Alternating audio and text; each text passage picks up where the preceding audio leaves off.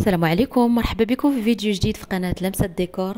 نتمنى ان شاء الله يلقاكم في احوال جيدة. ان شاء الله كيف ما كتشوفوا في هذا الفيديو غادي نهضروا على لا تيلي، غادي نهضروا على التلفازة ديالنا وعلى الحائط الديكوراسيون ديالو.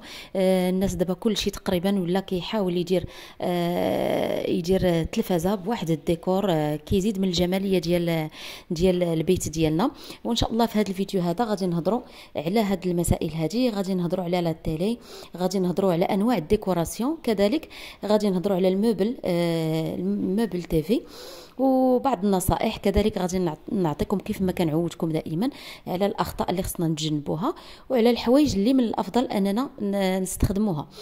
دونك خليكم معايا حتى لاخر الفيديو. واولا وقبل ما نصايبوا الحيط اللي غادي نديروا فيه الديكوراسيون ديال لا تيلي ديالنا، فمن النصائح الاولى اللي كنعطي هو ان غادي نشوفوا الغرض من هذيك التلفازه. يعني الغرض منها واش غادي نديروها بطريقه اللي هي غير تزيينيه زعما غير الديكور، او لا حنا بغينا نديروا التلفازه بالديكور بلي غونجمون، لان كاينين بعض الناس اللي كيبغيو الغونجمون مع التلفازه، كيجمعوا فيها بزاف ديال الاشياء ديالهم. دونك هنايا فمن مرحله ديال البني اول حاجه خصنا هو الانستالاسيون ديال لي كابل، نديروها هي اول حاجه باش من بعد منين نختاروا الديكوراسيون ديالنا ما يبقاوش هذوك لي كابل كيبانوا لينا كيجيو عايبين، ولو ان كنجمعوهم بهذيك الباكيت كتبقى حتى هي باينه. دونك اول حاجه اننا ندوزو الانستالاسيون، وثاني حاجه كتبقى الديكوراسيون على حسب الذوق ديال اي واحد. شحال هذا كانت الديكوراسيون ديال لا تيلي فكتدار بالقبص، كانوا الناس بزاف كيعجبهم القبص. حاليا باقي الناس اللي كيديروا القبص ولكن كيديروه بطريقه اللي هي سامبل، لان في الاول كانت شويه مشارجيه. دونك دابا بانوا دي برودوي جداد، كاين البغداج، كاين الناس اللي كيخدموا بالبغداج بالخشب، وكاين الناس اللي كيخدموا بديل الخشب، كذلك كيخدموا مع بديل الرخام بالمرايات. كاين الناس كذلك اللي كيفضلوا يديروا غير بابي با. دونك كيبقى هذه المساله كتبقى اذواق. الحاجه اللي خصنا نردوا ليها البال هو المساحه اللي غادي تركب فيها هذيك التلفازه. فاذا كانت مساحه اللي هي كبيره فهادشي ما كيمنعناش اننا نختاروا الديكور اللي بغينا، ما كيغمقش لينا الدار. عكس الا كانت المساحه صغيره مثلا ديال هذاك السيجور اللي غادي نحطوا فيه التلفازه ديالنا اولا الصالون، فاذا كانت المساحه صغيره سورتو في لي زابارتمون اللي كاينين دابا فنحاولوا نديروا ديكور اللي كيجي سامبل بزاف. لان الا خدمنا بكثره لي برودوي ولا خدمنا بلينيش كتار وهذاك الشيء كيزيد يغمق لينا من البلاصه. وبالنسبه للحائط التلفازي الا كان صغير فانا كنفضل اننا ما نكثروش من لي برودوي كيف ما قلت لكم، سواء من الخشب ولا بديل الخشب او لا حتى بديل الرخام. الا كان الحيط اللي غادي تحط فيه التلفازه صغير فمن الافضل اننا نحاولوا نديروا مثلا بابي بان اللي غادي يكون فاتح ونخدموا جهه واحده او واحد الركن اللي غادي يكون بالبغداج. هذه فكره كيجي المنظر سامبل او ميم طون ما كيجيش هذاك الشيء مشارجي بزاف. كذلك المساحات الصغيره ما كنصحهمش انهم يديروا ديكوراسيون ديال حائط التلفاز بالقبص، لان كيف ما قلت لكم شحال هذا كان واحد الشكال اللي شويه شارجي، وكانوا الناس كيزيدوهم حتى بالالوان. الا كانت تحجرت انا كتعجبني صراحه، الا كان الحيط ديال التلفاز غادي يكون بتحجرت فغادي يعطي واحد الشكل اللي هو زوين.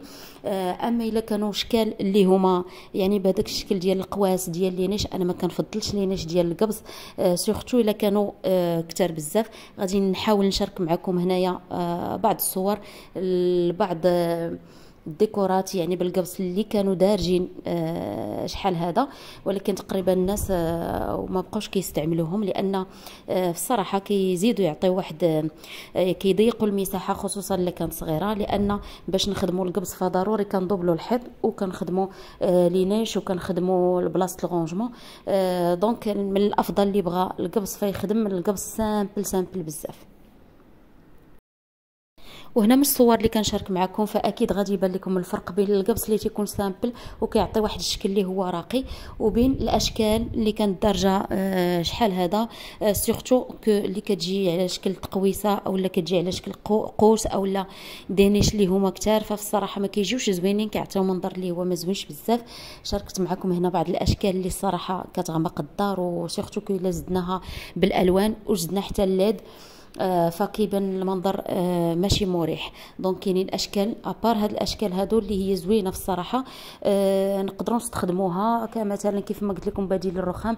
نقدروا نديروا التلفازه مع شوميني كتجي تحت منها. ليسونسيال ان الحيط يكون خاوي اللي غادي تركب فيه التلفازه، وما يجيش فيه مثلا شي نافذه ولا شي حاجه، فكيعطي المنظر اللي هو بسيط وكيبقى على حسب يعني على حسب المساحه كيف ما قلت لكم ديال كل واحد. كاين واحد الخطا عاوتاني ثاني اللي هو كيطيحوا فيه بزاف ديال الناس، انهم مثلا فاش كيبغيو ياخذوا التلفازه ديالهم فيقدروا ياخذوا مثلا التلفازه اللي كتكون كبيره والحائط تيكون صغير، فما كيجيش تناسق في هذيك الحاله، او العكس يعني تيكون الحيط كبير وكتعلق فيه واحد التلفازه اللي هي صغيره بزاف. دونك هذا خطا. فالتلفازه خصها تجي على الشوفه ديال العين، يعني ما خصهاش تجي طالعه ما خصهاش تجي نازله، كتبقى مساحه ديال البيت ديالنا اللي غادي نصايبوا فيه هذيك الديكوراسيون. باش ما كان يعني لا شامبر صغيره، فخص التلفازه يعني تكون صغيره، تكون متوسطه، باش ما حنا كنبعدوا يعني على التلفازه وتتكون لا شامبر كبيره، فخصنا نديروا التلفازه اللي هي كبيره. بالنسبه للمساله ديال التلفازه واش احسن تجي معلقه او لا تجي محطوطه فوق المبل تيفي، فكذلك كتبقى على حسب الذوق ديال اي واحد. في هذه الحاله كيف ما قلت لكم في مرحله ديال البني خصنا نفكروا ان الا كنا غادي نعلقوها فضروري دوز لانستالاسيون ديال لي كابل. في حاله كانت غادي تحط فوق التيفي ف يعني كناخذوا معين الاعتبار سورتو كي الا كان عندنا وليدات صغار ولا هذا باش ما تطيحش وصافي. اما الا كانت معلقه دونك كيبقى على حسب حتى الديكوراسيون اللي غادي نديروا لها من بعد. وكيف ما قلت لكم فالديكوراسيون ديال الحيط ديال التلفازه فما كانش شحال هذا كانت التلفازه كتحط عادي في اي كوان اي بلاصه، ولكن حاليا ولينا كناخذوا بعين الاعتبار مجموعه ديال لي ديتاي، كنبغيو الديكوراسيون تكون عندنا في البيت ديالنا. هادشي علاش شاركت معكم هاد الديكورات اللي هما الصراحه دارجين حاليا اللي زوينين، كيعطيو واحد المنظر اللي زوين، سورتو الا كان مزيج بين بديل الخشب او لا حتى الخشب وبين بديل الرخام او لا حتى المرايات. بالنسبه للمساحات الصغيره كنصحهم يديروا المرايات في الحائط ديال التلفاز، فكيعطي واحد الاحساس بالمساحه انها كتبان كبيره. كيف ما قلت لكم يتفاداو لي رونجمون في لونطوراج ديال الحائط ديال التلفاز، لان كيزيد يغمق لهم من هذيك لا شامبر ديالهم. ومن الاخطاء اللي خصنا اننا كيف ما قلت لكم خصنا نتجنبوها هي ان الحيط ان التلفازه تجي راكبه في حيط اللي فيه شي نافذه، وكذلك اولا مقابله للنافذه، لان مقابله للنافذه كتعكس لينا هذاك الضوء وما كتعطيناش واحد الشوفه اللي هي مزيانه مع لا تيلي.